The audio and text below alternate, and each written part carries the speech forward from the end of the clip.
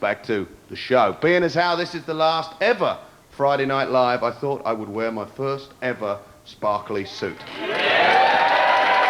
This is the original, not anyone really gives a toss but me, but it is the original 86 version, and in keeping with this feeling of nostalgia that me and Harry and Hugh and all the gang are feeling, I thought I'd finish with the very first routine I did on what was then Saturday Live. Now, the reason I'm doing it is because this routine is less relevant today than it has ever been.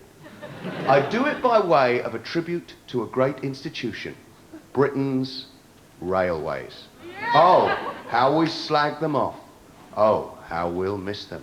Because unless you happen to live on the sparkling new Branson line, which will run between Conservative Central Office and a nice little pub in Essex, you may find yourself a long way from a station. So, this is my tribute to British Rail. Because you see, now look, I'm going to come clean with you now, ladies and gentlemen. I'm a general lefty. You see, I'm not a specific one. You know, like, I want everyone to have a job, but if there's only one parking place left at the supermarket, I want it. All right, general, you see. So, I believe in public transport, but if I'm on my own, in a train, especially intercity, I want both seats to myself. I don't want some bastard sitting next to me. So, there we all were at the big mainline station waiting for a train, and it still hasn't arrived, and the queue's getting restless, and the staff are trying to be pleasant in pursuance of the new consumer-friendly policy. But there's no flipping train, so it doesn't make a lot of difference, does it? And up and down the queue is the age-old British lament rippling along. He's pushing in. She's pushing in. That bloke's pushing in. He can't be saving places for all of them. He's pushing in. Everyone convinced that they're the ones who are being hard done by, that they're the ones who'll lose out. Excuse me, but there is a queue, you know. And then, as if by some sinister design, the collective paranoia takes a quantum leap. All together, we make another step towards small-minded bigotry. Well, if he's pushing in, then I'm gonna push in. Yes, if he's pushing in, I'm pushing in. And the queue begins to collapse, and grannies start to go under as we all forget the great wartime Falkland spirit that made Britain great, as we start to edge about and shuffle towards. There's people wondering, do they have time enough to get themselves a coffee? A cheese and tomato baguette, great value, 65 quid, nice one. And while you're there, can you get me a triple thick shake from the Casey Jones Big Mac Whopper Dog Burger? And an industrial suction pump so I can get it up the straw.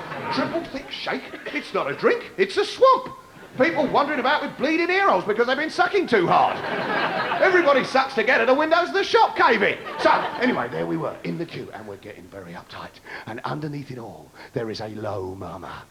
Double seat, gotta get a double seat. Everyone's looking round, clocking each other's baggage. I've seen one family, they've got a couple of trolleys, I'll be past them, no problem. There's a bloke in a wheelchair, wallop, he'll be under a train. All's fair in love and war when you want a double seat, gotta get a double seat. I'm looking at my own baggage, and it's a huge pink Dayglow nylon sausage that I bought 5 years ago, and it went out of fashion that day, and all the stitching's come out, and I can't repair it because you can't sew up nylon, can you? And the zip's broken, and I've had to do it up with bungees off the back of my bike, and all my pants are spilling out onto the platform, and I hate that bag because it's wrapped around my legs like a gay pride zeppelin. But I'm going double seat, gotta get a double seat, and everyone else is going double seat, gotta get a double seat. Suddenly, the gate's open, nobody cares anymore. Straight down that platform, double seat, gotta get a double seat. Through the barrier, the bloke's clipping the tickets, he's trying to be nice. Ticket please, sir. Naff, oh bastard, down we go, onto the platform, double seat. There's 50 of us, we're in front, we don't care. We're young, we're fit, and we want a double seat. We pass the first class carriages. In unison, we turn and say, flipping hell, they are completely empty. Why do they put them on? Double seat, gotta get a double seat. We pass the buffet. Is it open? Is it closed? Who cares? It all tastes the same anyway. Double seat. I'm nearly there. It's very crowded, but I've seen some seats. I'm in the carriage, but they've got all those little tickets sticking out of them that say reserved. Have I got the guts to pluck one out? Can I just take one out and throw it away? No, I haven't, because although I pretend to be a bit anarchic on the telly, I'm a total farty git. But I've seen my double seat. There it is. Down that corridor. Nut the old lady. Me the old bloke. Zeroing, glue me bum down. I'm sorted.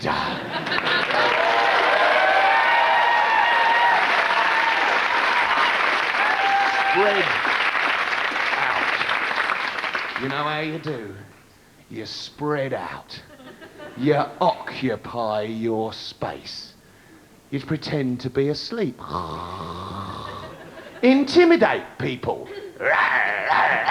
Piss off, I'm a yobbo, I promise. What the old willy on the table. Oh, that's a brilliant trick. I mean, not everyone can do it, but if you can, always works. I mean, people, they'll move a newspaper, they're not going to move your willy now, are they? Where's that willy taken? Anyway, of course, in the end, someone does sit next to me with a Sony flipping Walkman. And I know I've got to spend the next 6 hours trying to work out what the basket's listening to. It's like a swarm of bees playing comb and paper. And then a nice bloke sits opposite me and he says, oh, nice day for a trip. And I say, if you say one more word to me on this entire journey, I'll stick my plastic fork in your arm. Well, it was a long journey. I wanted to read my book, you know what I mean? Anyway, I thought I'd get up the buffet. So I got up, put my imitation dog turd on the seat so no one would sit there. Asked the bloke sitting opposite to watch me turn, and I went up the buffet. You know the buffet? The buffet? The buffet.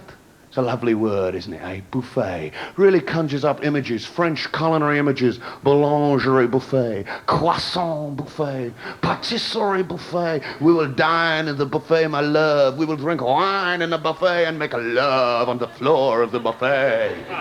Great word. Why don't they just call it the crap house, eh?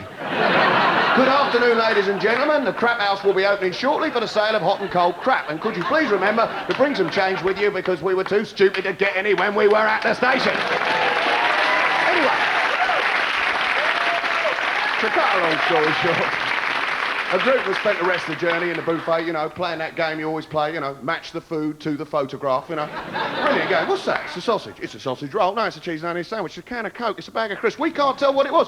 Turns out it was the bloke standing behind the buffet making sure no one stood behind him. Know what I mean? I nearly bought it. I thought there's more meat in that than a British Rail burger. Ladies and gentlemen, that was my tribute to our fast diminishing, pretty pathetic tribute, but I just want to remind us of our fast diminishing public transport services. And that was Friday Night Live. This is Comic Relief. And are we going to do a total, Mr. Floorman?